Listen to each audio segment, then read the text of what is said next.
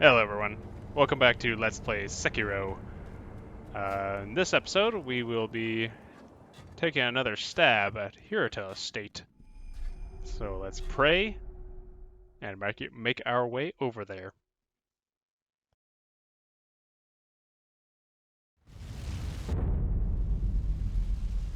So hey, here we are again. You might recognize this burning building as where we found our father dying the first time. And now there's a mini-boss. Yeah? Still. It doesn't matter. I'll kill you now and all will be as it's supposed to. So it's this guy again. You know, we fought this enemy type enough times already. I don't need to go into too great a detail, except for like that one thing where that kick they do actually acts as a thrust attack, so you can Makiri it, which is like pretty cool. So I guess a gimmick with this guy is that he is capable of calling dogs, some dog reinforcements. And you can interrupt this, yeah, that right there.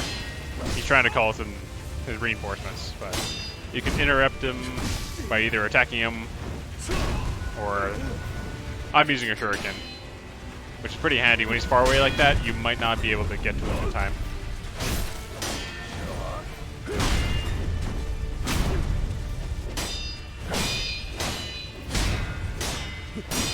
Yeah, not too much more to say about this guy. You know, it helps that we've fought this enemy type a dozen plus times already.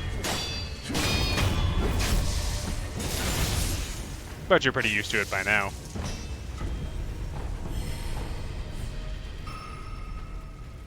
So this next area up ahead, there's a handful of archers you want to take care from afar.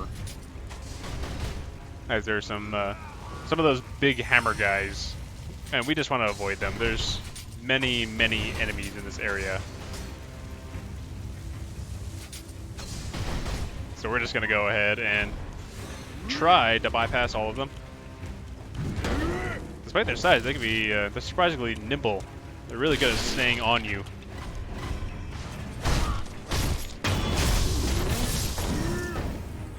So I'm gonna try to sit down at this checkpoint, and you can see this guy, he brought the hurt. So we're not even gonna bother. We just have our checkpoint set, so if we die, we'll go back there instead of to the burning house area. So at my last playthrough through this area, I ran across the rooftops, but you can also go underneath this floor here to bypass the enemies. You get an extra stealth boost going this way.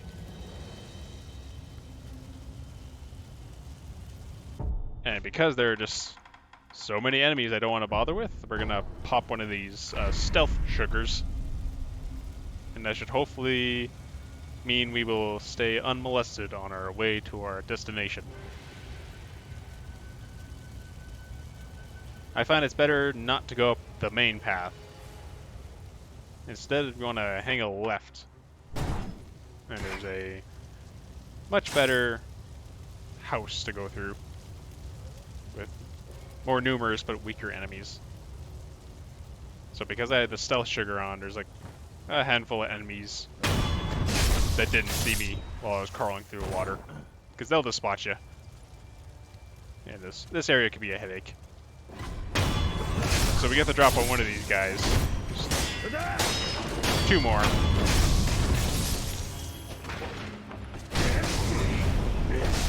But thankfully, they don't seem to scale with the area. They're about as strong as they were the last time we fought them. So I was just able to get my health back by just stabbing them. So in the middle of this area, there's actually two mini-bosses. Another one of those shinobi mini-bosses. He's not the actual mini-boss. He has just one health bar. So this is a good opportunity to use the finger whistle. By locking onto him and using it, it'll grab only his attention. Because fighting both of them at the same time is a massive pain. So unfortunately, I didn't pull him far enough away, so we'll have to fight Juzo the old-fashioned way again.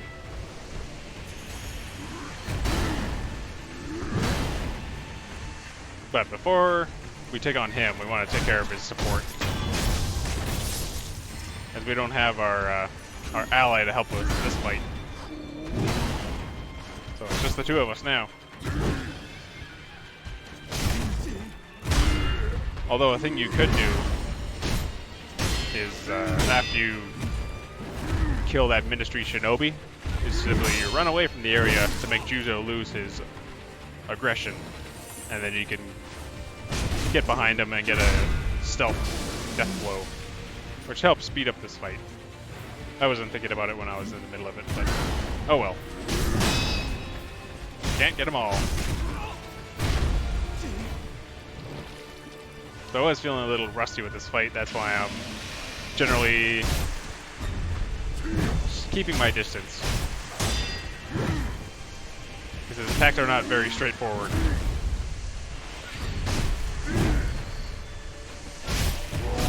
But he inflicts poison whenever you see him take a swig of his booze. He puts poison on his blade. And he also has a grab attack. He does that to you. You can basically be guaranteed any perilous attack that manages to land is going to do, well, at least 3/4 of your health. So just be careful. But hey, I almost got 1 health bar down. Yeah, there we go. His health and his posture went at the same time. So here's Mortal Draw. Wasn't the best place to use it, but does a nice chunk of damage and has deceptively long range. You get this move automatically after you get the Mortal Blade. It does cost 3 Spirit Emblems, I believe. So you can't just use it whenever, but it's useful for making enemies flinch that otherwise would not flinch. Because it's such a hard-hitting attack. Alright, we just need to maintain our composure. Almost done with this guy.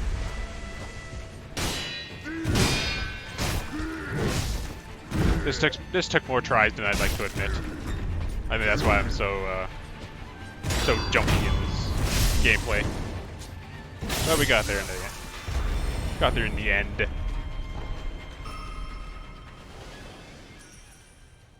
Two more prayer beads to add to our collection. Not too many more left to go.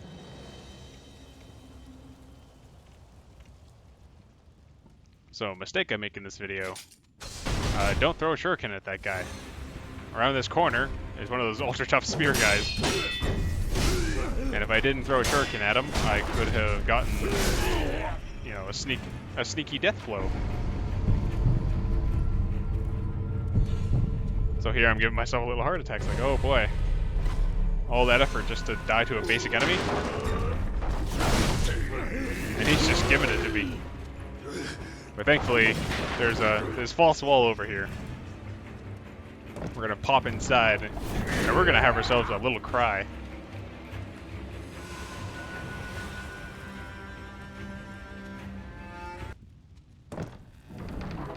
Alright. Now, where were we? Yes. Haha! I won in the end.